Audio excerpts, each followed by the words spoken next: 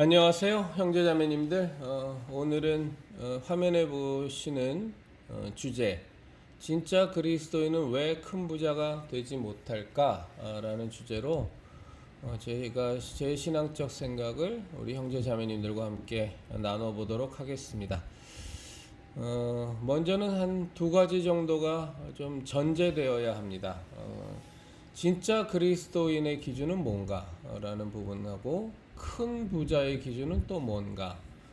그래야 이 제목이 성립이 되기 때문에 명확하게 제가 말씀드리고자 하는 진짜 그리스도인은 그 예수님의 그 겟세마네 동산에서의 기도 에서의 예수님의 모습을 생각하시면 되겠습니다. 정말로 그 십자가의 그 길을 가기를 원치 않으셨지만 그 고통스러운 길, 그 죽음의 길, 그것을 피하고 싶은 것이 예수님의 마음이었지만 기도하시면서 결국은 나의 원대로 마시었고 아버지의 원대로 되기를 원하나이다 라는 그런 승리의 고백을 하셨던 예수님처럼 진짜 그리스도인의 기준이 뭐냐? 지금 이 시간의 기준이 뭐냐? 나의 원함과 하나님의 원함이 분명히 다름에도 불구하고 그리고 하나님의 원대로 사는 것이 너무 피하고 싶고 너무 싫고 부담스러울지라도 어찌하든지 하나님의 뜻대로 살기를 원하고 그것을 위해 몸부림치고 애쓰고 수고하는 사람, 이제 그런 사람을 진짜 그리스도인이라고 먼저 전제하고 싶고요. 큰 부자가의 기준은 또 뭐냐 그러면 뭐 부자의 기준은 각자마다 다 다르겠죠. 어떤 사람에게는 뭐 몇 천만 원만 갖고 있는 사람도 너무 큰 부자일 것이고 또 어떤 사람은 수백억을 갖고 있어도 자기보다 더 돈 많은 사람과 비교하면서 맨날 가난하다 생각하는 사람도 있을 것이고 다 다르겠지만 이 오늘의 주제에서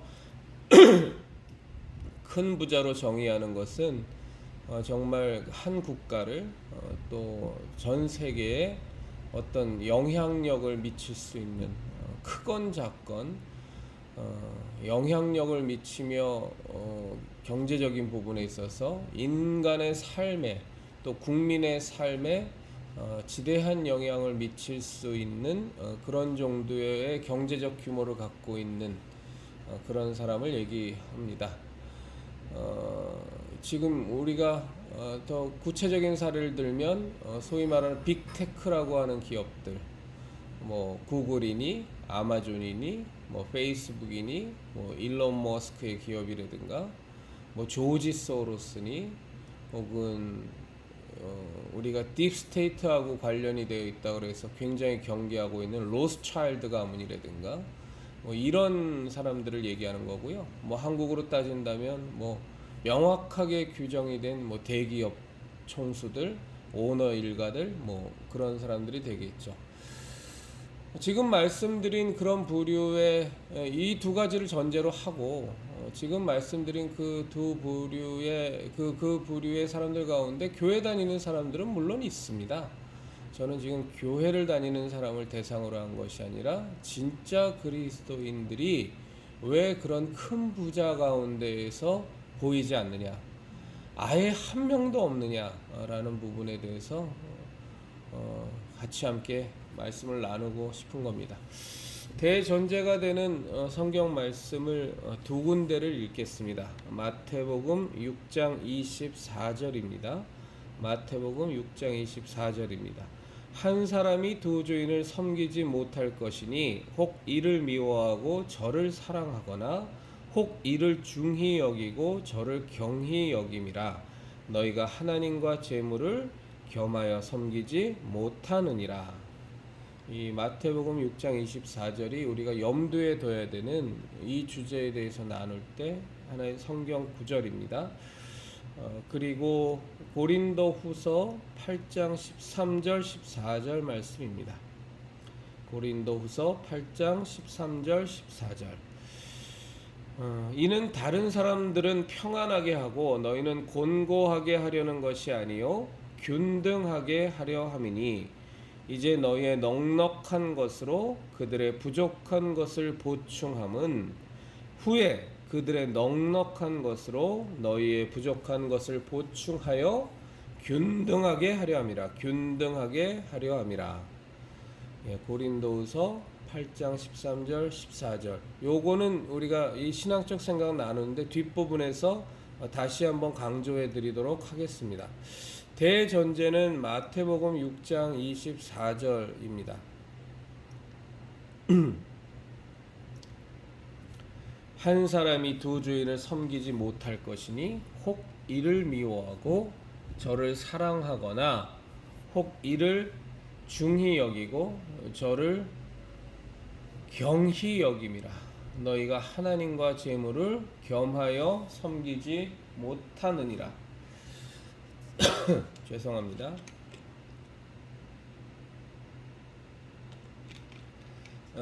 저는 참 이 성경 구절을 많이 상고했었는데 상고하면 상고할수록 참 놀라운 성경 구절이라는 생각이 듭니다.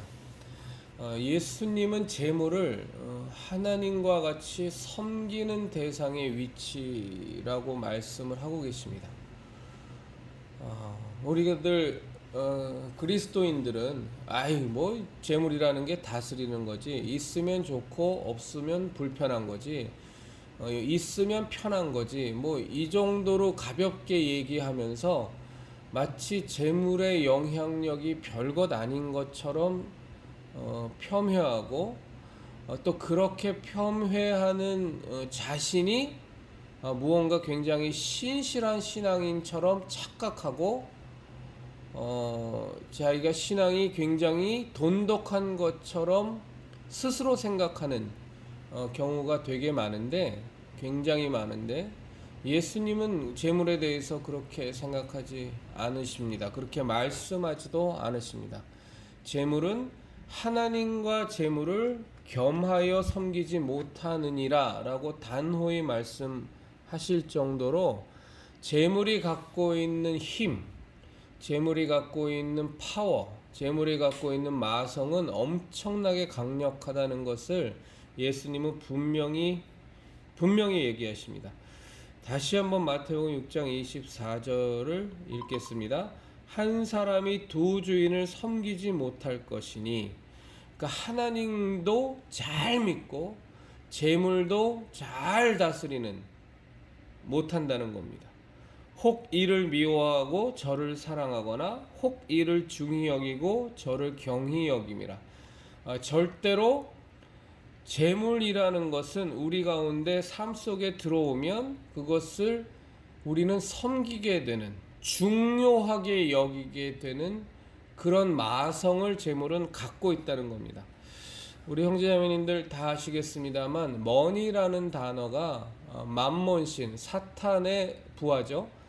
마귀의 부하인, 직속 부하인 맘몬이라는 그 맘몬 귀신, 맘몬 귀신에게서 이라는 단어에서 머니가 파생된 것은 우리 형제자매님들도 다 아실 겁니다. 인간이 만든 것들이 정말 하나님을 반하고 하나님을 대적하는 것들이 많지만 그 중에서 가장 인간을 망가지게 만들고 인간을 노예로 만들고 인간의 삶을 피폐하게, 하나님과 무관하게 만드는 영향을 미치는, 인간이 창조한, 인간을, 정확히 말해서 인간을 통해서 창조된, 만들어진 것이 돈이라는 겁니다. 이것은 정말 예수님께서 심각하게 경고를 하십니다. 하나님을 섬기느냐 돈을 섬기느냐의 기로에 항상 놓인다는 겁니다. 한 사람이 두 주인을 섬기지 못할 것이니, 우리들 그리스도인들은 저는 돈을 섬기지 않습니다. 돈을 어떻게 그 돈을 우리가 어떻게 그걸 하나님과 감히 비견하겠습니까? 라고 우리는 떠드는데, 실제적으로는 돈을 섬기느냐 하나님을 섬기느냐의 선택이라는 것이 우리들 그리스도인들에게는 항상 놓여 있다는 겁니다. 우리가 아무리 좋은 말을 하고 남들 앞에서 대단한 척 굴어도 무언가는 더 중하게 여기고 무언가는 더 경하게 여긴다는 겁니다.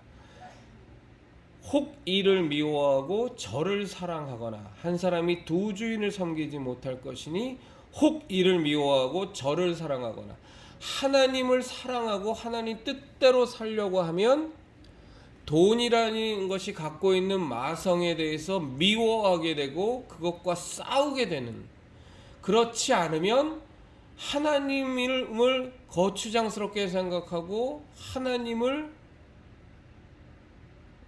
멀리하게 되고 돈을 섬기게 되고 돈을 사랑하게 되는, 이게 우리가 둘 다 가져갈 방법이 없는 것이 하나님과 재물이라는 겁니다.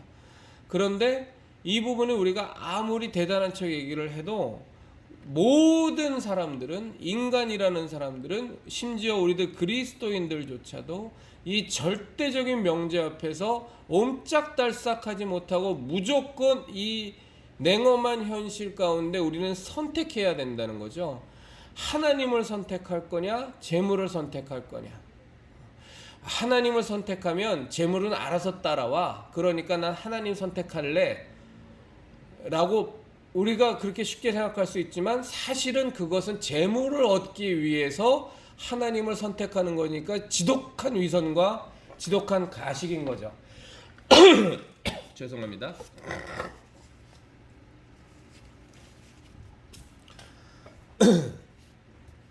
제가 지금 목이 좀 걸려갖고요. 요즘 이렇게 날이 좀 한절기가 오면서 기온차가 심하니까 약간 감기 기운이 며칠 전부터 있어서 계속 이어가겠습니다. 우리는 내 자신의 신앙 수준을 굉장히 당당하게 여기면서, 자신 있게 여기면서, 나는 하나님을 믿는 신앙, 예수님만을 따르는, 예수님께서 내게 주신 십자가 사명을 지고 좁은 길을, 그 생명길을 가는 것을 항상 최우선으로 삼을 수 있고, 돈이라는 것에 대해서는 난 전혀 그것이 내 신앙에 영향을 미칠 수 없어, 난 그것을 충분히 다스릴 수 있어 라고 천번 만번 뇌까리고 그렇게 생각한다고 할지라도 엄연한 영적 현실은 결코 그렇지 못하다는 거예요. 하나님을 섬기느냐 아니면 돈을 섬기느냐의 선택이 우리 가운데 있는 거고, 돈이라는 것이 그토록 강력하게 우리 가운데 우리의 신앙을 무너뜨릴 수 있을 정도로 신앙을 가벼운 것으로 만들어버리고 돈을 중요한 것으로 만들 수 있을 만큼 우리의 신앙을, 우리의 하나님을 믿는 것을 하찮게 만들고 심지어 미워하게도 만들고 돈을 더 사랑하게 만들 수 있을 만큼 강력한 힘을 갖고 있는 존재다라는 것을 우리들 지금 이 시간에 우리 형제자매님들과 꼭 마음의 염두를 둬야, 그래야 우리가 이 재물의 문제, 부자가 되는 문제를 해결할 수 있다는 거죠. 우리 형제자매님들 다 아시겠지만 부자 청년이 예수님을 찾아옵니다. 어떻게 하여야, 선하신 선생님이여, 제가 어떻게 하여야 영원한 생명을 얻을 수 있겠습니까? 라는 질문을 했을 때 예수님께서 네가 가진 모든 소유를 팔아 가난한 자들에게 나눠주고 너는 나를 좇으라 얘기했습니다. 그때 그 청년이 재물이 많은 거로 근심하여 예수님을 떠나갔다고 했죠. 예수님은 정확하게 보시는 겁니다.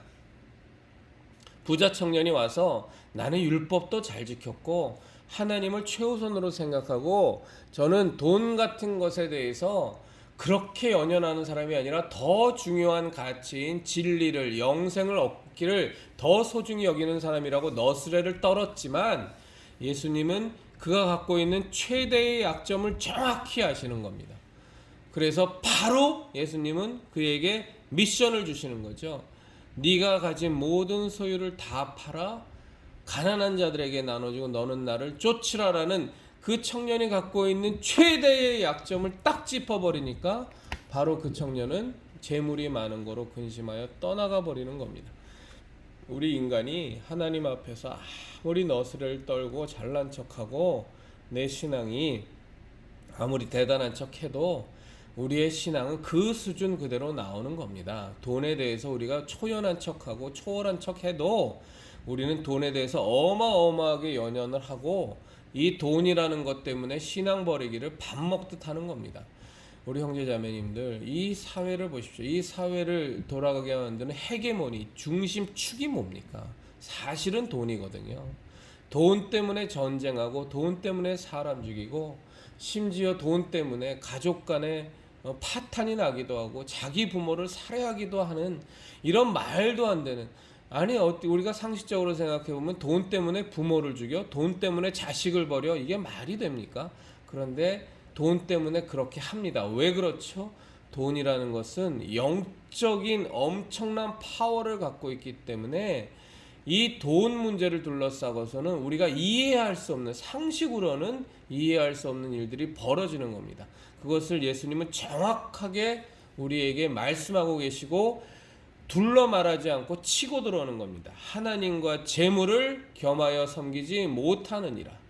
너가 하나님을 섬기고 재물은 다스린다 말하지만 그것은 네 말일 뿐이고 대부분의 경우 네 말일 뿐이고 실상은 너는 하나님과 재물 가운데 하나만을 택해야 돼. 그러면 그 길이 너가 선택하는 길이야.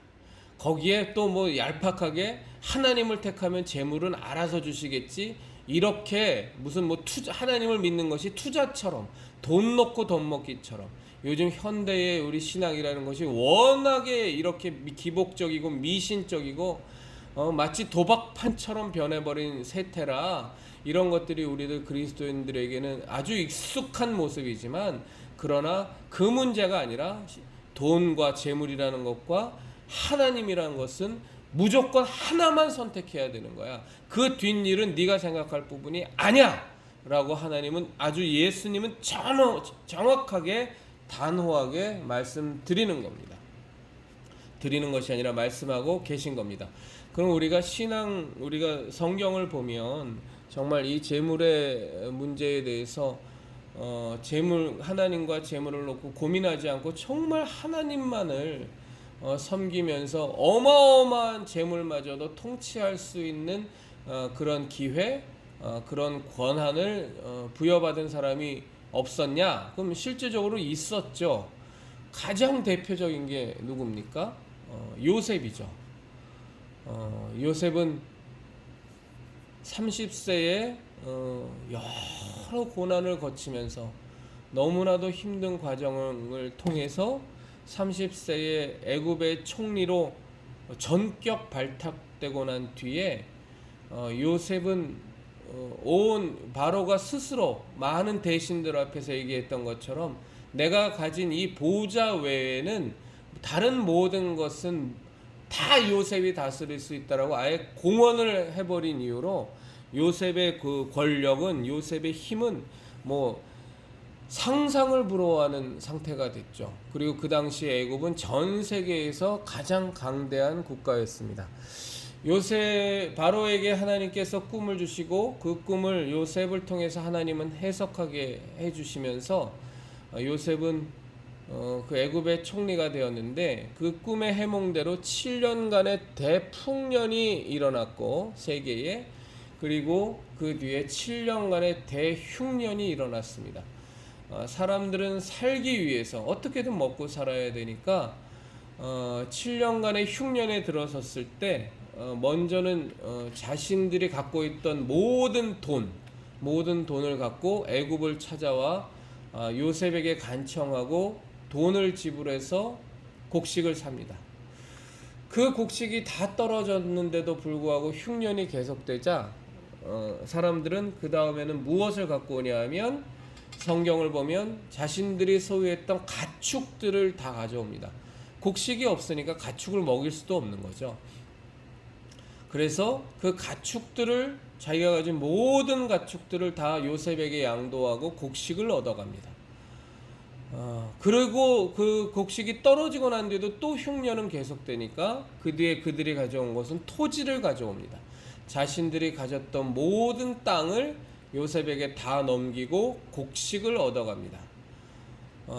그렇게 얻은 곡식이 다 떨어지고 난 뒤까지도 흉년이 끊어지지 않고 계속되니까 마지막은 그들은 자기 자신과 가족을 요셉에게 팝니다.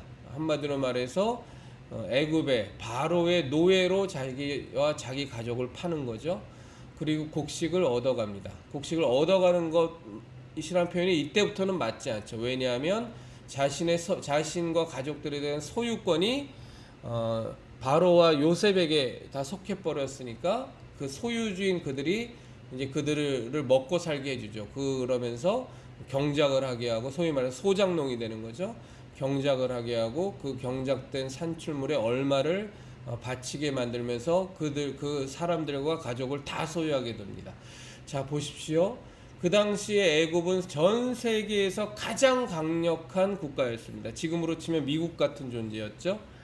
그 나라의 모든, 그리고 그 애굽의 주변에 있는 모든 국가들의 사람들이 와서 살기 위해서, 곡식을 얻기 위해서 자신들의 모든 돈을 다 갖다 바쳤습니다.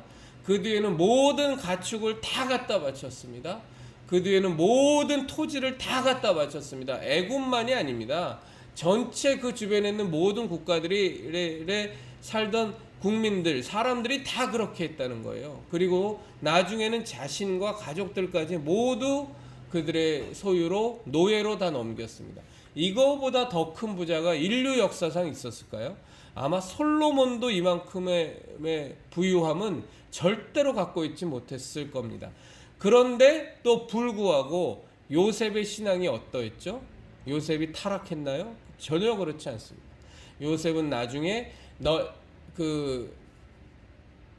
자기 아버지 야곱과 그리고 자기의 형제들에게 꼭 정말로 부탁한 것이 너희들이 이 땅을 떠나서 출애굽할 때 나의 해골을 내가 죽고 난 뒤에 너희들이 떠날 때 나의 해골을 함께 가져다가 너희들이 가려는 땅으로 가서 거기에 묻어달라는 그런 부탁을 할 정도로 요셉은 신실한 그리스도인, 신실한 하나님의 자녀, 하나님을 믿는, 하나님을 정말로 경외하는 모습을 죽을 때까지 요셉은 놓치지 않았습니다.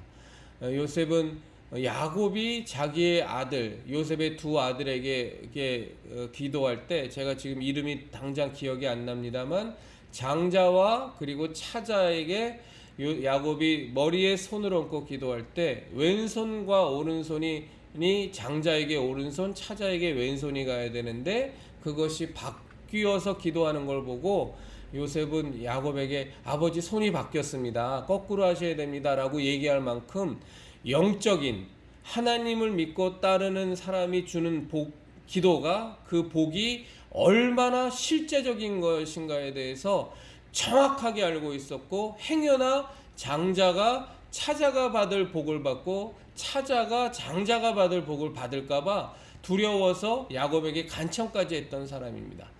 그런데 야곱은 그렇지 않다, 이것이 하나님의 뜻이다라고 요셉에게 말하면서 본인이 하던 기도를 그대로 하죠.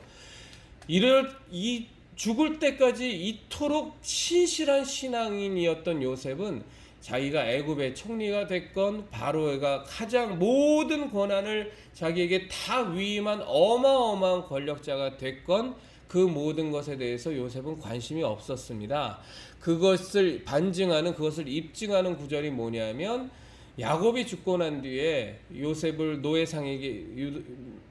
구덩이에 파서 죽여버리려고 했던 형제들이, 그 뒤에 요셉은 노예로 끌려갔습니다만, 이제 그런 일을 저질렀던 형제들이 두려워서 아버지 야곱이 죽고 나면 저 요셉이 우리를 죽여버릴 거야, 우리에게 분명히 원한을 갚을 거야 라는 그 생각을 가졌고, 두려워했던 그 형제들에게 그렇지 않다, 염려하지 마라, 내가 너희들을 후대할 거다, 우리 형제들을 해치는 일은 없을 거다. 왜냐하면 정말 요셉의 귀한 고백이죠. 나를 당신들보다 먼저 이곳으로 보내신 것은 하나님의 뜻인데, 그것은 이스라엘을 구원하기 위해서, 여러분들을 구원하기 위해서 하나님께서 나를 먼저 보내신 것입니다 라고 요셉은 정확하게 자기가 애굽 땅에 오게 되고 애굽의 총리가 된 것에 대한 정확한 이유를 요셉은 알고 있습니다. 그리고 그것을 형제들 앞에서 공식적으로 공언을 하죠. 그럼 이 요셉의 이런 신앙이 그냥 만들어졌냐? 결코 그렇지 않죠. 그건 요셉의 정말 지나간 세월을 통해서 너무나 잔혹하리만큼 고통스러웠던 삶, 아무 잘못도 저지르지 않고 그저 형제들 앞에서, 다른 형제들 앞에서 나에게 주신, 하나님께서 주신 꿈을 여러 가지로 해석하고, 그리고 야곱이 자기를 좀 편애하고, 그것은 뭐 내가 편애해달라고 한 것도 아니니까 크게 잘못한 것이 없음에도 불구하고 정말 형제들에게 미움을 받아서 동물에게 찢겨 죽인 것처럼 자신을 죽이려고도 하는 계획도 있었고, 그것은 아니다 라고 해서 그냥 구덩이에 자신을 죽으라고 던져버렸을 때 정말 삶의 소망이 아무것도 없었던 요셉을 지나가던 상인들이 그 요셉을 발견하고 그 요셉을 노예로, 참 그 당시에 노예의 삶이라는 것은 그 관련된 고증된 자료를 보면 너무너무 비참한 삶이죠. 자신의 뭐 요즘 말하는 인권이라는 건 개념조차도 없는 것이 노예의 삶인데, 그렇게 노예로 팔려갔지만 하나님께서 은혜를 베푸셔서 정말 그 요셉을 왕의 친위 대장인 보디발의 수종드는 그런 하인으로 삼게 해주셨고, 그 가운데서도 또 보디발의 총애를 받아서 정말로 그 보디발의 모든 것을 다 다스리는 집사의 역할을 하는, 아주 뭐 왕의 친위 대장이니 얼마나 위세가 대단했겠습니까? 근데 그에게 속하여 그 모든 집안의 것을 다스리는 자니 결코 신분이 낮은 것이 아니죠. 그렇게까지 하나님께서 요셉과 함께 하시면서 보호하셨던 모습, 성경에 여러 군데 나와 있지만 하나님께서 요셉과 함께 하심으로, 이것이 반복적으로 나오리만큼 정말 하나님께서 항상 요셉과 함께 하시다라는 것을 눈으로 볼 수 있을 만큼 명확하게 보여주셨던 그 하나님의 은혜 가운데 요셉이 계속 거하면서, 그리고 그 상황 속에서도 또 보디발의 아내에게 또 모함을 받아서 정말 성폭행범으로 몰려서 아예 감옥에 갇혔을 때, 그 가운데서도 하나님께서 그 처참한 지경에서도 정말 요셉은 아무것도 잘못한 것이 없지만 정말 온전히 다 모함, 시기, 질투와 모함 속에 계속 인생이 나아지는 듯 하다가 또 나락으로 떨어지고, 나아지는 듯 하다가 더 깊은 나락으로 떨어지는 이 상황 속에서도 정말 하나님이 요셉과 또 함께 하심이 주변에 다 입증이 되고 보여지니까 그 감옥 속에서도 또 간수장이 되고, 그러면서 거기에서 왕을 시종드는 떡 굽는 관장과 술을 관장하는 사람을 만나게 되고 그들의 꿈을 해석해주고, 또 그것이 세월이 지나가서 왕이 바로가 꿈을 꾸게 되고, 그 꿈 해몽을 받았던 그 관원이, 그 비서가, 술 따르는 비서가 정말 그 요셉 얘기를 하면서 일약 애굽의 총리로 그 꿈 해몽을 하면서 애굽의 총리가 되어버리는 이런 삶의 여정을 통해서 요셉은 정말로 내가 하나님과만 함께 한다면 지옥 같은 곳일지라도 그곳에서 하나님이 나와 함께 하시면 그 상황은 바뀔 수 있고, 정말로 하나님이 나와 함께 하신다라는 그 사실보다 더 중요한 것은 없구나.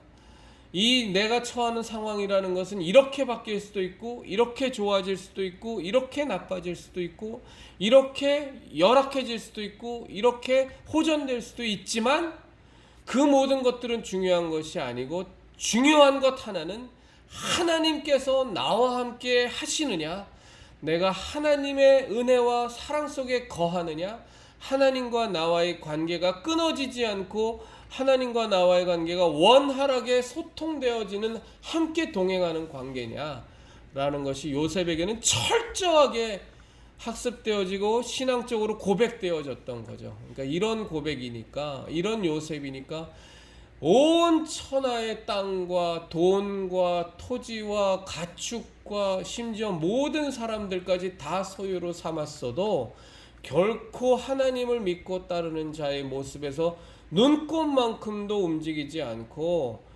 재물을 섬긴다 이런 것들에 대해서 아예 마음조차도 생각조차도 갖지 않게 되는 놀라운 고백들이 이제 요셉에게 있는 거죠. 그러니까 하나님께서는 요셉에게 온 천하의 인류 역사상 어느 누구도 쫓아올 수 없는 어마어마한 부와 그것을 다스릴 수 있는 권력을 주셨던 거죠.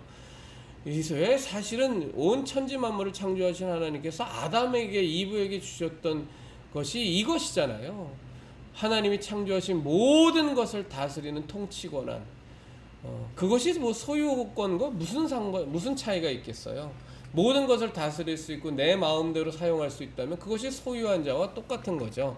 그런데 모든 것을 창조하신 분이 하나님이시니까 우리는 철저하게 그 소유권을 하나님 것임을 인정하고 그것이 우리 11조의 헌금 아니겠습니까? 얘기가 곁나가면 안 되니까 그런 것처럼 하나님께서는 저 녀석이 우리들이 하나님과 재물을 겸하여 섬기지 않고 하나님만 섬기는구나. 재물은 관심도 없구나. 재물 같은 것이 저 아들이 나를 섬기고 나의 말씀을 최우선으로 내 뜻을 최우선으로 살아가는 그 삶의 행보를 가는데 재물이라는 것이 전혀 방해할 수 없구나 라는 것이 확증이 되고 입증이 돼버리면 하나님께서 왜 온 우주 만물을 창조하신 하나님께서 우리에게 어마어마한 재물을 주지 않으시겠어요? 요셉에게 주셨던 것처럼 뭐 지금의 빅테크 기업, 뭐 구글이니 뭐 아마존이니 페이스북이니 아무리 그들이 뭐 수백조를 갖고 있고 사우디의 왕자가 수천조를 갖고 있다고 쳐도 그것이 요셉에게 하나님이 허락하셨던 재물의 크기만의 100분의 1이 되겠어요? 1000분의 1이 되겠습니까? 온 애굽을 중심으로 한 모든 나라의 것을 다 소유했는데 비교조차가 안 되는 수준이죠. 그런 것이 우리들이 원래 누릴 수 있는 것임에도 불구하고 그런데도 예수님을 통하여 우리에게 분명히 말씀하시는 겁니다. 하나님과 재물을 겸하여 섬길 수 없느니라. 너희는 하나님만 섬겨야 되느니라. 거기에 재물이 자꾸 전제가 되면 안 된다. 하나님 잘 섬기면 요셉처럼 돈 많이 주시겠지. 이것 또한 재물을 섬기는 거다. 하나님 섬기는 것처럼 가식을 떨 뿐이지. 그런데 이것을 넘어서는 신앙인이라는 게 지금 우리가 살아가는 이 세태에 정말 없는 겁니다. 처음에 장사를 하고 혹은 기업을 시작할 때 하나님 제게 재물을 주십시오. 그러면 제가 정말로 이것 하나님의 뜻을 위해서 온전히 순종하며 다 사용하겠습니다. 저에게 재물을 허락해 주십시오. 정말 하나님이신 은혜가 제게 크니 제가 그리 살겠습니다라고 말은 1000번 100번 1000번 하고 기도도 그렇게 하지만 실제적으로 하나님께서 그 사업을 번창케 해주시고 재물을 주니까 100이면 100당 99도 아닙니다. 다 무너져 내리고 처음에 그 마음은 다 어디로 간지 온데간데 없이 사라져버리고 건방을 떨고 교만해지고 지가 잘나서 지가 사업 수완이 특출해서 하나님이 자기 주신 사업의 탤런트가 워낙에 뭐 특출하고 자기가 얼마나 성실하고 부지런하고 열심히 해서 자기가 정말로 이거 다 이루는 것처럼 그렇게 착각하면서 건방이나 떨고 하나님이 주신 그 돈을 갖고 제대로 정말 하나님의 뜻대로 사용하기보단 교회에 그냥 목사에게 잘 보이려고 또는 그냥 교회에 11조 따박따박 갖다 바치는 것으로 어마어마한 신앙인인 척 온갖 유세와 온갖 너스레는 다 떨면서 나머지 10분의 9를 사용하는 꼬라지를 보면 하나님 뜻과는 절대로 뭐 아무 상관도 없는 사치와 향락과 자기 자식들을 그냥 한테 호사스럽게 살게 하려고 정말 결코 바람직하지 않은 짓거리에 온갖 재물을 다 허비하는 그런 모습을 우리가 얼마나 많이 봅니까? 첫 마음은 다 잃어버리고 하나님이 내게 재물 허락하여 주시면 11조는 물론이거니와 정말로 제가 이 온전한 믿음의 고백을 드리면서 제게 주신 모든 재물을 하나님 뜻대로, 나 이런 것에 절대 연연하지 않습니다. 저는 밥 먹고 살면 되고, 정말 입을 옷 있으면 되고, 비 피할 집 하나 있으면 되고, 먹고 사는데 지장 없으면 됩니다 라고 처음에 그 외의 것은 정말 하나님 뜻대로 온전히 사용하겠습니다라고 아주 멋지게 고백했다가 정작 돈 들어오면 자기 자신을 위해서, 자기 가족을 위해서, 자기의 호사스러운 삶을 위해서, 자기의 떵떵거리는 위세를 위해서 거의 대부분 다 써버리고, 그리고 11조나 하나 하고 몇 푼 안 되는 돈 여기저기 헌금하면서 온갖 유세나 떠는 사람들이 천지에 널렸잖아요. 그러니 하나님께서 그 모습을 보면서 하나님과 재물을 자꾸 겸하여 섬기려고 하는, 난 하나님도 잘 섬기면서도 재물도 잘 다스릴 수 있어 라고 하는 시건방이나 떨면서 겸하여 섬기려고 하니, 하나님께서 그 사람에게 하실 수 있는 방법이 뭐가 있으시겠어요? 더 이상의 이 녀석한테 더 많은 재물 줬다간 지금의 수준도 안 될 만큼 더 망가지겠구나 하고 아예 재물을 부어주시는 것을 하나님께서 멈춰버리시거나, 아니면 저 녀석한테 재물 줬더니 완전히 인간 망가지는구나 하고 아예 그냥 뺏어버리시거나, 아니면 하나님께서 그를 상실한 마음대로 그냥 내버려 뒀는데 이 정말 가당치 않게 이 재물에 환장한 것들이 처음에는 그냥 재물을 얻기 위해서 하나님 잘 섬기겠다고 했다가 하나님께서 주시는 복을 멈춰버리자 하나님을 배신해버리고 아예 그냥 마귀에게 들러붙어갖고 사탄의 하수인이 본격적으로 되어서 그냥 마귀가 천하 영광과, 예수님도 유혹했던 마귀 아닙니까? 천하 영광을 보여주면서 정말 마귀가 유혹해 되니까 하나님 섬기기는 아예 그냥 완전히 그냥 포기해버리고 하나님 배신해버리고 믿음을 져버리고 사단에게 달려가서 사단의 하수인 노릇하면서 재물을 축적하고 세상의 향락과 호사를 누리는 그런 인생들이 얼마나 많습니까? 실제적으로 많지 않습니까? 신앙인이었다가 신앙 버려버리고 마귀를 섬기는 자들이 얼마나 많습니까? 겉으로는 교회를 다니는 모습을 그대로 유지하고는 있을지 몰라도 그들이 살아가는 삶의 모습을 보면 저게 하나님 섬기는 사람의 모습이 아니라 정말 마귀 뜻대로만 움직이는 마귀 부하가 돼서 살아가는 사람이 얼마나 많습니까? 죄송합니다. 이러니 하나님께서 어떻게 재물을 이 온 우주 만물을 주관하신 하나님께서 어떻게 재물을 넘치도록 부어주시겠어요? 또 하나의 이 요셉과 상반되는 아주 대표적인 예가 누굽니까? 솔로몬 아닙니까? 정말 솔로몬이 누렸던 그 모든 지혜와 솔로몬이 누렸던 그 모든 재력은 실로 어마어마했죠. 기껏 툭하면 나오는 얘기가 수백 달란트의 금이니까 수만 마리의 양을 잡고 그걸로 제사를 드리고 수천 마리의 소를 잡아서 번제를 드리기를 했고, 수백 달란트의 금이면 이건 수십조의 돈이지 않겠어요? 온갖 백향목들서부터 어마어마한 호사를 누렸던 솔로몬이죠. 그리고 지혜를 하나님께 구해서 하나님께서 놀라운 지혜를 주셨는데, 그런데 솔로몬이 나중에 어떻게 됐습니까? 짓단에는 지혜를 부린다고 까불었지만 이방 여인들을 수없이 맞아들여서 이 여자 저 여자 이방 신들을 섬기는 여자들과 자기는 정략적이라고 생각하는 명분을 내세웠지만 그 이방 여자들을 자신의 아내로 받아들이면서 산당에 가서 제사를 지내고 온갖 잡신 숭배를 하고 우상 숭배를 하다가 결국에는 하나님으로부터 버림을 받는 비참한 존재가 솔로몬이 되지 않습니까? 그의 아버지가 누구였습니까? 정말 하나님의 마음에 합한 자였던 다윗 아니었습니까? 그 다윗의 아들이요, 하나님께 1000번제를 드리면서 하나님께 구한 그 지혜를 받아서 그 지혜의 왕이요, 온갖 세상에 누구도 따라올 수 없을 만큼의 어마어마한 재력을 가졌음에도 불구하고 그런 것들이 자기를 교만하게 만들고 건방지게 만들고 자기 스스로한테 도취하게 만들어서 결국에는 여자에 빠지고 이 음란함이라는 것이 마귀가 사용하는 가장 강력한 무기 중에 하나 아닙니까? 마귀가 사용하는 가장 강력한 무기는 두 개밖에 없어요. 돈 그리고 음란함입니다.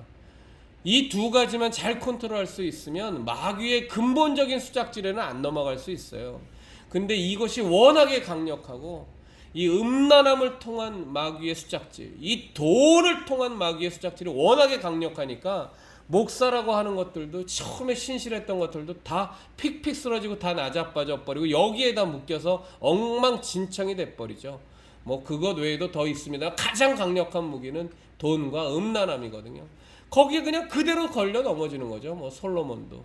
그래서 완전히 다 망가져 버리고 하나님께 버림을 받는 비참한 존재가 되는, 이 경우만 봐도 이 다윗과 솔로몬, 이 요셉과 솔로몬이 이렇게 비견되지 않습니다. 그렇게 비견될 정도로 재물이라는 것이 갖고 있는 마성이 엄청난 겁니다. 엄청난 거예요.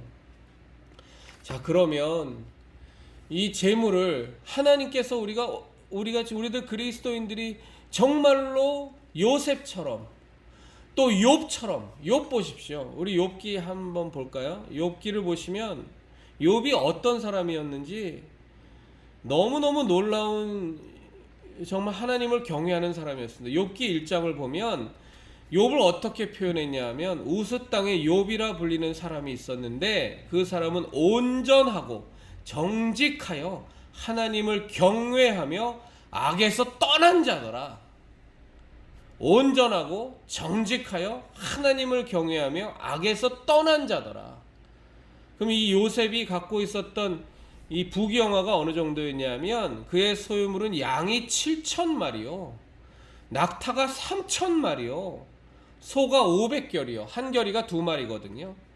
그러니까 소가 1,000마리란 뜻이에요. 암나귀가 500마리며 종도 많이 있었으니 이 사람은 동방 사람 중에 가장 훌륭한 자라. 이런 욥이었어요. 이렇게 신실하게 하나님을 경외하고 아예 하나님을 경외하며 온전하고 정직하며 하나님을 경외하며 악에서 떠난 자더라. 어느 정도로 이 욥이 철저하게 하나님을 경외했냐면 그의 아들들이 자기 생일에 각각 자기의 집에서 잔치를 베풀고 그의 누이 3명도 청하여 함께 먹고 마시더라. 그들이 차례대로 잔치를 끝내면 욥이 그들을 불러다가 성결하게 하되 아침에 일어나서 그들의 명수대로 번제를 드렸으니 이는 욥이 말하기를 혹시 내 아들들이 죄를 범하여 마음으로 하나님을 욕되게 하였을까 함이라. 욥의 행위가 항상 이러하였더라. 이렇게까지 욥은 하나님을 경외하는 자였어요.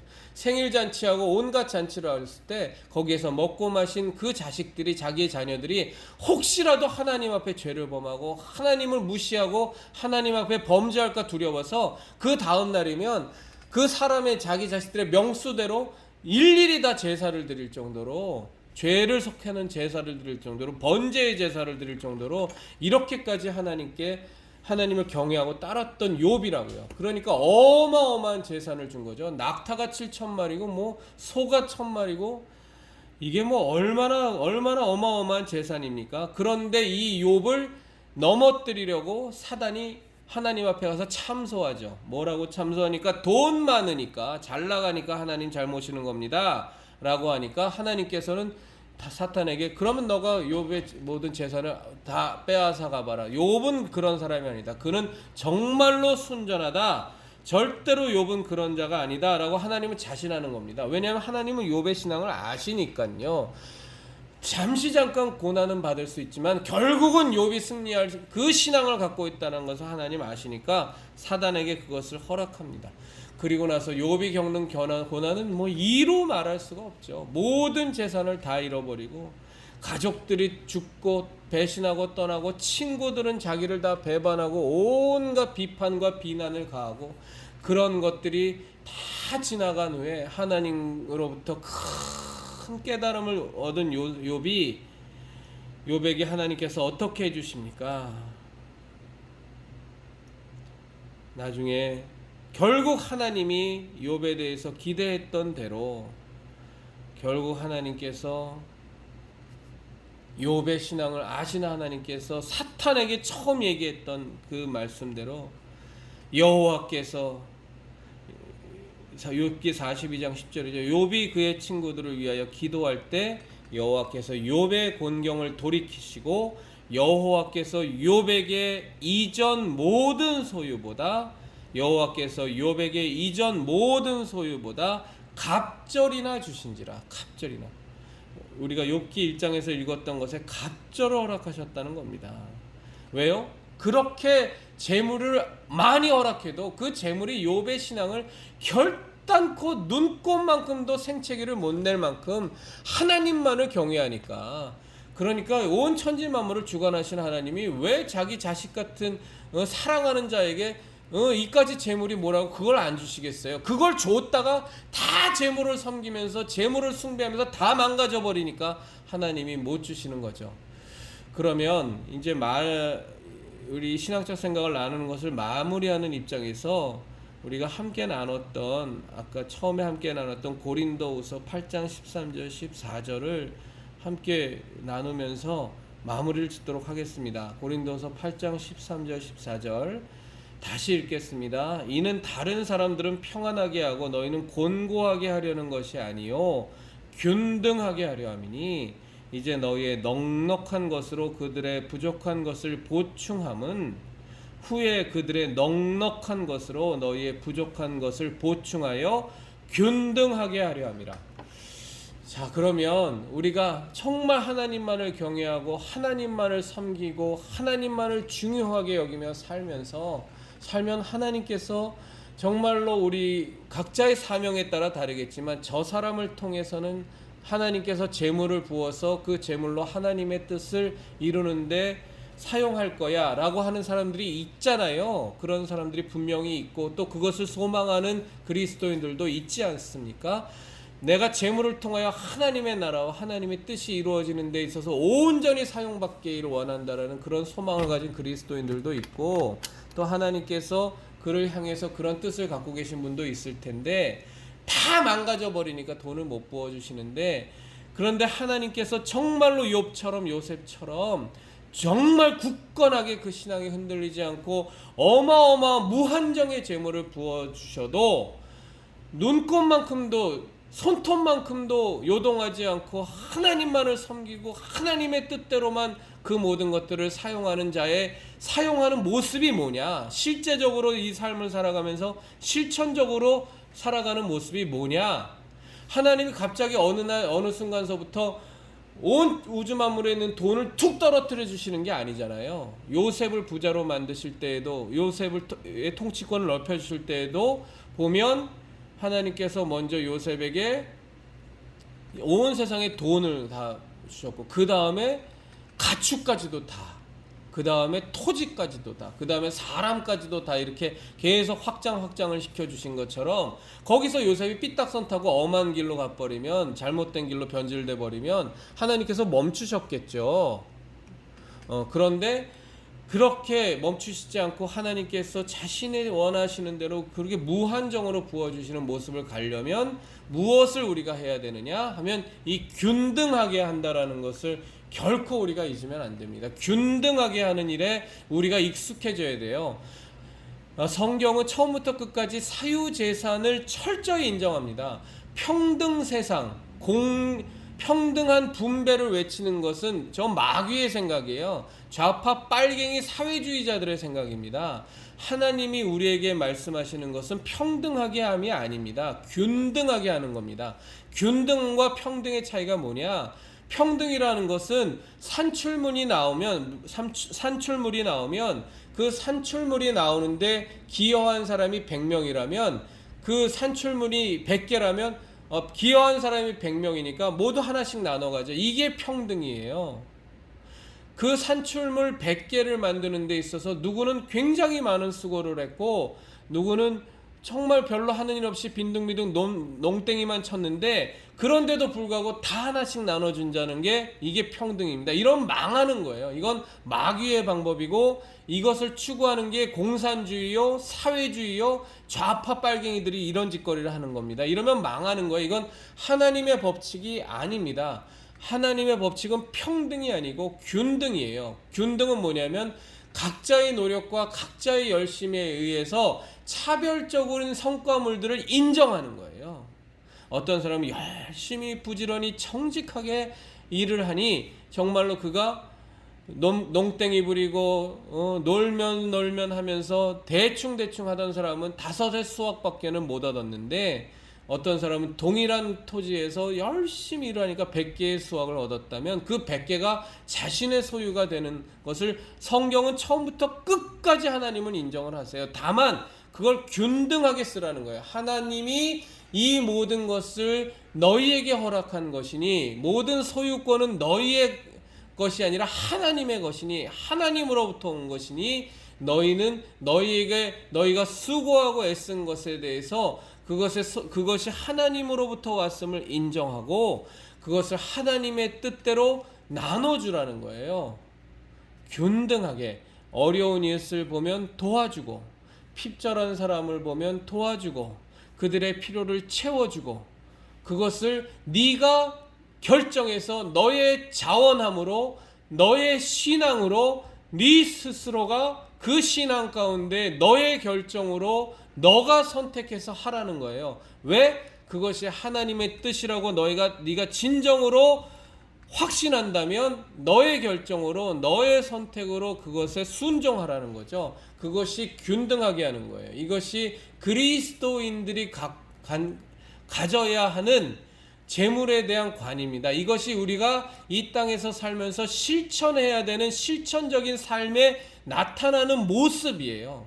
이 균등하게 하는 함이라는 것은 우리가 재산이 1억 원이 있건 아니면 1000만 원이 있건 아니면 100만 원이 있을 때서부터 이 균등하게 함은 우리가 계속 우리의 삶 속에서 신앙의 고백으로 실천되어져야 돼요. 내게 10,000원이 들어오는데 옆에 보니까 밥 굽는 이가 있어. 그러면 내게 있는 이 10,000원으로 저 사람에게 7,000원짜리 순두부 하나를 사줄 수 있는 그것을 신앙의 고백으로 하나님께서 사랑하시는 자를 섬기는 마음으로 자원하는 마음으로 그에게 해주는 것이 균등함이에요. 이것이 처음서부터 바닥서부터 우리는 실천되어지고 훈련되어져야 돼요. 그런 사람이 100만 원을 갖게 되면 정말로 더 많은 이웃에게 균등하게 하면서 돌볼 수 있고 1000만 원을 갖게 되면 또 더 돌볼 수 있고 1억을 갖게 되면 또 더 많은 사람을 균등하게 하면서 돌보고 살필 수 있어요. 왜 그들을 살펴야죠? 하나님께서 천하보다 귀하게 여기는 영혼이기 때문에 그래요. 그리고 나에게 준 재물이 하나님으로부터 왔음을 고백하는 믿음 때문에 그래요. 그래서 그들을 돌보면서 1억 원이 들어오면 1억 원이 들어오는 대로 더 많은 이웃을 돌보고 더 많은 이웃을 살펴보고 더 핍절한 사람을 도와주고 병든 이를 돌아보고 입원비를 대신 내주고 정말 빚 때문에 허덕이는 자가 있다면 그 빚을 갚아주고 또 자기에게 빚을 졌는데 못 갚아서 정말로 너무너무 어려운 지경에 있는 사람이 있으면 빚을 탕감해주고 이 일을 하는 거예요. 1만 달란트 받은 은혜를 잊지 않고 믿으면서 내게 100데나리온을 빚진 자의 빚을 탕감해 줄 수 있는 것이에요. 그것이 바로 그리스도인들의 균등하게 하는 삶의 모습이란 말이에요. 보아스가 자기의 밭에 와서 이삭을 줍는 룻을 주고 일부러 더 많은 것을 줄 수 있도록 일부러 그 이삭들을 추수하지 않고 내버려둬서 더 많이 가져가게 하는 것처럼 이런 균등하게 함이라는 것이 우리들 그리스도인들의 철저하게 재물을 사용하는 철칙이에요. 이것이 이루어지지 않으면 절대로 재물을 섬기게 돼요. 내가 100만 원 가질 때서부터 10,000원 가질 때서부터도 며칠 굶은 사람 배고픈 이를 위해서 5,000원짜리 7,000원짜리 순두부 하나를 사주면서 균등하게 하는 것들이 훈련돼서 내 삶의 신앙 고백으로 계속 쌓여가는 것이 철저하게 내 안에서 연단되어지지 않으면 내게 100억을 주어지는데 그 100억을 갖고서 70억, 80억, 90억을 균등하게 하는데 사용할 수 있겠습니까? 절대로 사용하지 못해요. 그저 바로 재물을 섬기는 돈의 노예가 돼버려서 하나님 뜻대로 살지 않고 지 멋대로 살아가면서 다 망가져 버리는 거죠.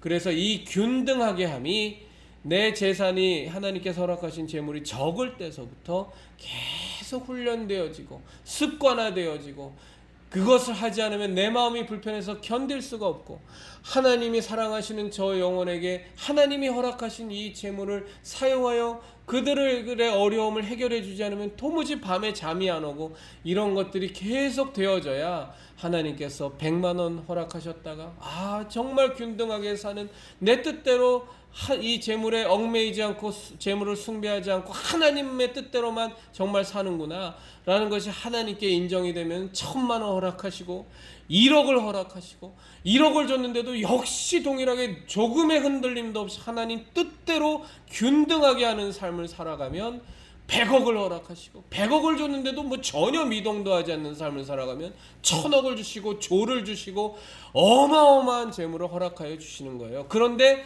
그 재물을, 많은 재물을 허락해 주시면 실제적으로 그 재물을 허락받아서 균등하게 하는 그 삶을 살아가는 그리스도인들의 삶이 더 편해질 것 같습니까? 아니면 더 피곤해질 것 같습니까? 훨씬 더 피곤하고 훨씬 더 어려워지는 거예요. 그래서 그리스도인들은 항상 좁은 길, 생명으로 인도하는 길은 좁고 협착한 그 길을 걷는 길이 그리스도인들의 숙명적인 삶이에요. 그것이 우리의 신앙의 삶이에요. 생각해 보세요. 제 돈에 100만 원이 있는데 이 돈을 갖고서 내 쓸 것을 쓰고 어려운 이웃을 도우면서 균등하게 하는 일을 하면서 살아가는 그 삶이 더 복잡하겠습니까? 아니면 하나님께서 나에게 수백억의 돈을 줬는데 그것을 갖고 정말 내가 살아가는데 부족함이 없게 먹고 쓰고 입을 거 하면서 그 남는 돈, 솔직히 말해서 인간이 살아가면서 돈이 뭐 얼마나 더 필요해요? 내게 예를 들어 내가 한 달에 월급을 100만 원을 받는다 그러면 나를 위해서 사용하는 게 거의 대부분이겠죠. 근데 200만 원을 받는다 그러면 어떻게 되겠습니까? 나를 위해 100만 원을 쓰고 100만 원을 핍절한 사람을 균등하게 하면서 핍절한 사람을 도울 수 있겠죠. 나에게 갑자기 월급이 1000만 원이 됐다. 뭐 내 월급이 1000만 원이 됐는데 갑자기 내가 먹고 쓰고 살아가는 데 있어서 반드시 필요한 것이 뭐 500만 원, 600만 원으로 뜁니까? 그건 다 사치고 자기 욕심 아니겠어요? 그저 조금 더 나은 삶, 우리가 가난하게 사는 것이 우리의 목표는 아니니까 조금 더 나은 삶 살아봤자 1000만 원을 번다 그러면 200~300만 원을 자기를 위해서 쓰고 600~700만 원을 하나님의 뜻대로 균등하게 하는 삶을 살면서 쓸 수 있잖아요. 1억이 들어오면 어떻습니까? 1억 들어온다고 내가 한 달에 써야 될 돈이 1000만 원으로 드나요? 아니잖아요. 나 자신을 위해서 사용할 돈은 뻔한데, 그러면 그거 해서 몇백만 원 쓰면 그 다음에 예를 들어 한 500만 원, 1000만 원을 나를 위해서 쓴다 그러면 9천만 원이란 돈을 하나님의 뜻대로 균등하게 하는 삶을 살면서 어려운 이웃을 돕고 핍절하게 하는 이들을 도와야 되잖아요. 그러면 얼마나 일이 많아져요. 이게 몇백억, 몇천억으로 늘어봐요. 얼마나 피곤하고 얼마나 해야 될 일이 많습니까? 그런데 그 일을 감당하겠다고 고백하는 거예요. 왜? 나에게는 내가 섬기는 것은 하나님밖에 없으므로, 오로지 하나님 뜻대로 내게 주신 사명이 하나님께서 허락하신 재물을 정말로 하나님이 사랑하시는 영혼들을 섬기며 그들의 어려움을 돌보며 그들의 배고픈 이를 배를 채워주고 그들의 곤경에 처한 것을 해결해주고 빚을 탕감해주고 정말로 그들의 핍절함을 해결하게 하는 그 균등하게 하는 삶을 내가 내 삶이 하나님께서 내게 주신 그런 사명의 삶이기에 정말 나에게 수천억이 들어오고 수조원이 들어와서 와 좋다 내 돈 많으니 이거 갖고서 세상을 호령하며 떵떵거리며 살아보자가 아니라 내게 주신 그 재물만큼 더 많은 일을 해야 되고 더 피곤한 일을 하게 되니, 그러면서도 그리스도인으로서 하나님 뜻대로만 결코 요동하지 않고 곁길로 새지 않고 살아가야 되니 얼마나 피곤하고 얼마나 힘든 길이겠어요. 그것이 좁은 길이 아니면 무엇이겠어요. 그것이 협착한 길이 아니면 무엇이겠어요. 그래서 그리스도인은 부자가 되든 권력자가 되든 대통령이 되든 무슨 어떤 어마어마한 권력을 쥐고 어마어마한 재력을 쥐고 어마어마한 명예를 얻고 어마어마한 인기를 얻어도 그것이 오히려 자기에게 십자가가 되어 정말로 좁고 협착한 길을 갈 수밖에 없는 것이 그리스도인이에요. 대통령이 된다고 넓고 평탄해집니까? 아닙니다. 대통령이 돼도 그 가운데서 그리스도인으로 살아야 되기 때문에 또 좁고 협착한 길을 걸을 수밖에 없는 거예요. 수천억, 수조원, 수십조, 수백조를 하나님께서 허락해 주셔도 그 가운데서도 오직 하나님만 섬기며 오직 하나님만 경배하는 그리스도인으로 살아야 되기 때문에 오히려 더 많이 해야 될 일이 있고 더 많이 피곤한 일이 있고 더 고단한 일이 있는 좁고 협착한 길을 걸을 수밖에 없는 게 그리스도인이란 말입니다. 그런데 돈 많이 벌니까 희희낙낙하고 좋다고 지잘났다고 하니 그런 모습으로 바로바로 넘어가 버리니까 하나님께서 어떻게 큰 부자를 만들어 주시겠어요? 진짜 그리스도인이 왜 부자가 되지 못하냐? 그 길이 없어서가 아니죠. 하나님과 재물을 겸하여 섬길 수 없음을 분명히 알고 오로지 하나님만 섬기면서 하나님만을 중하게 여기면서 하나님만을 사랑하면서 재물 따위가 결코 나의 신앙에 손톱만큼의 생채기도 내지 않을 분명한 인생을 요셉처럼 욥처럼 살아가면 하나님께서 큰 부자 아니라 세상에 있는 모든 재력을 다 허락해 주실 수 있죠. 솔로몬처럼 다 망가져 버리니까 아나니아와 삽비라처럼 다 거짓말이나 해버리니까 돈만 줘버리면 다 망가져 버리니까 하나님께서 어떻게 그 사람에게 더 많은 재물의 복을 허락해 주실 수가 있겠습니까? 많이 벌려주니까 다 사탄의 수하로나 빠져버리고 사탄이나 숭배하고 자빠져 있으니 어찌 하나님께서 천하보다 귀하게 더 사랑하시는 그 영혼이 망가질까 두려워 큰 부자를 만들어 주시겠어요? 우리 형제자매님들 가운데 정말 재물을 통해서도 하나님의 사역을 하실 분들이 계세요. 부탁하건대 어떤 자세를 가지면 되냐? 이미 이 1시간이 넘는 시간 동안 충분히 말씀드린 것처럼 하나님과 재물은 결코 겸하여 섬길 수가 없어요. 하나님만 섬겨야 돼요. 재물을 하찮은 것으로 하나님을 놓치고 하나님을 믿는 것에 생채기가 된다면 재물은 거들떠도 안 볼 수 있는 그런 굳건한 신앙이 있어야 그래야 하나님께서는 재물을 무한정 부어주세요.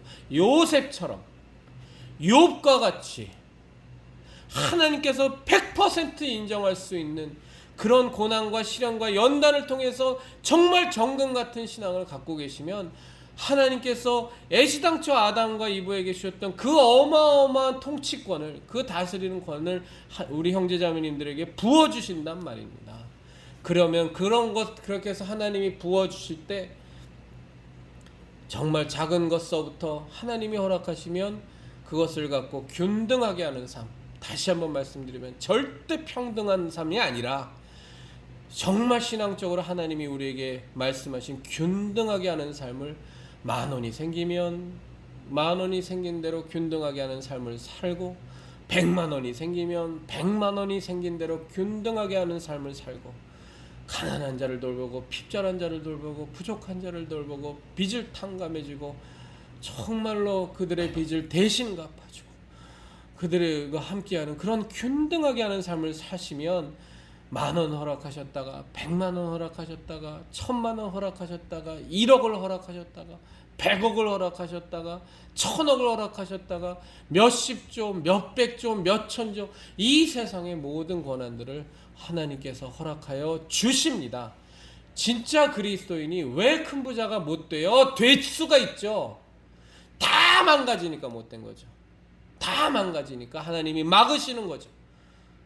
우리 형제자매님들과 이 말씀을 함께 접하시는 분들 가운데 정말로 하나님께 재물 사역으로 쓰임받기를 진정으로 원하시는 분이 계시면 재물을 얻기 위해서 하나님 잘 믿는 척 가식 떠는 것이 아니라 하나님만 잘 섬기고 하나님만 붙들고 지금부터라도 균등하게 하는 삶을 실천적으로 삶 속에서 이루어 가시면 너무너무 놀라운 일이 생겨날 겁니다. 예수님의 은혜가 하나님의 사랑이 성령 하나님의 함께하심이 우리 형제자매님들과 함께하기를 진심으로 바랍니다.